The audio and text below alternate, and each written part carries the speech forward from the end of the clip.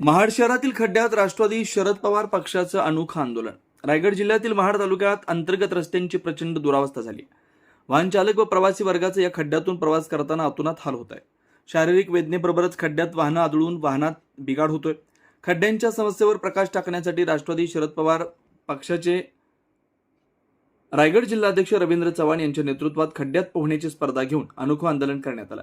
महाड नगर परिषद प्रशासकीय कारभाराच्या विरोधात यावेळी संताप व्यक्त करण्यात आला। यावेळी कार्यकर्त्यांनी घोषणाबाजी करून महाड नगर परिषदेच्या भोंगळ कारभाराचा निषेध नोंदवला।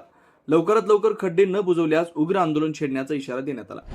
आम्ही राष्ट्रवादी काँग्रेस पार्टी शरदचंद्र पवार पक्षाकडून महाड नगरपालिकेचा निषेध करण्यासाठी जलतरण स्पर्धा या खड्ड्यामध्ये जे खराब पाणी आहे त्याच्यामध्ये आम्ही जलतरण स्पर्धा आयोजित केलेली आहे। आमची स्पर्धा आम्ही भरवल्यानंतर महाड नगरपालिकेने त्वरित 2 दिवसामध्ये हे खड्डे बुजवण्याचा केविलवाणा प्रयत्न केलेला आहे। 2 दिवस डांबर पाऊस पडत असल्यामुळे डांबर न वापरता त्यांनी त्यात सिमेंट आणि रेती वापरलेली आहे।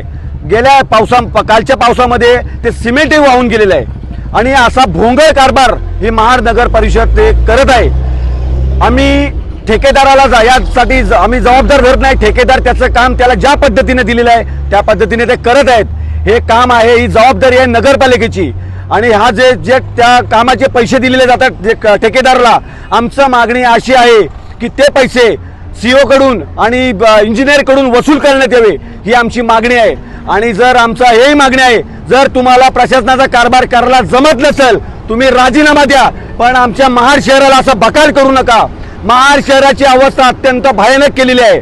ज्या आमच्या महाड शहराचा स्वच्छतेमध्ये देशामध्ये क्रमांक येत असताना आणि आज ही अवस्था करून ठेवलेली आहे। महाडमध्ये पर्यटक येतात, त्यांची अवस्था त्यांना धड चालता येत नाही रस्त्यावरून।